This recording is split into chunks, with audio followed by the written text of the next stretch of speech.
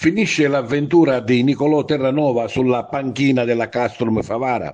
La separazione tra il tecnico di Mazzara del Vallo e la società gialloblu è stata ufficializzata questa mattina, ma la decisione era ormai maturata già al termine della sconfitta contro il Sambiase, terza battuta del resto consecutiva nel giro di una settimana.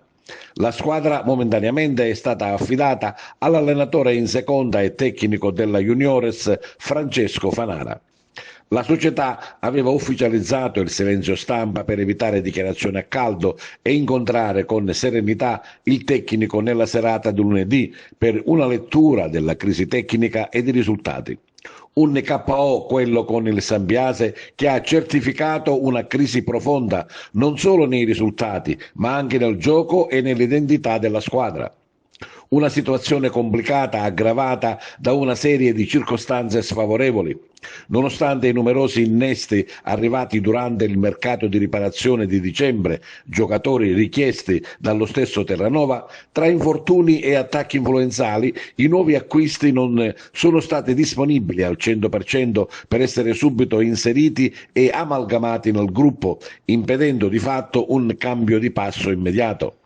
La dirigenza favarese e l'allenatore, dopo un confronto sereno, hanno concordato la rescissione consensuale del contratto nel tentativo di dare una scossa a un ambiente apparso smarrito e in difficoltà.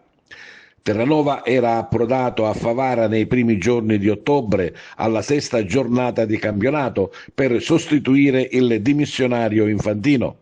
Il suo esordio sulla panchina gialloblu risale al 5 ottobre nel match casalingo terminato a reti inviolate contro il Gelbison. In circa 4 mesi alla guida della Castrum Favara, il bilancio del tecnico parla di 2 vittorie, 2 pareggi e 8 sconfitte. E il passaggio di turno in Coppa Italia con l'eliminazione a Nocera Inferiore. Numeri severi che hanno progressivamente risucchiato la squadra in piena zona play-out. Con ancora 15 partite da disputare e 45 punti a disposizione, la società guarda ora al futuro con l'obiettivo dichiarato di mantenere la categoria.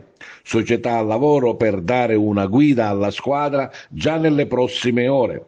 Nel pomeriggio di oggi la squadra si allenerà agli ordini dell'allenatore in seconda, nonché tecnico della Juniores, Francesco Fanara.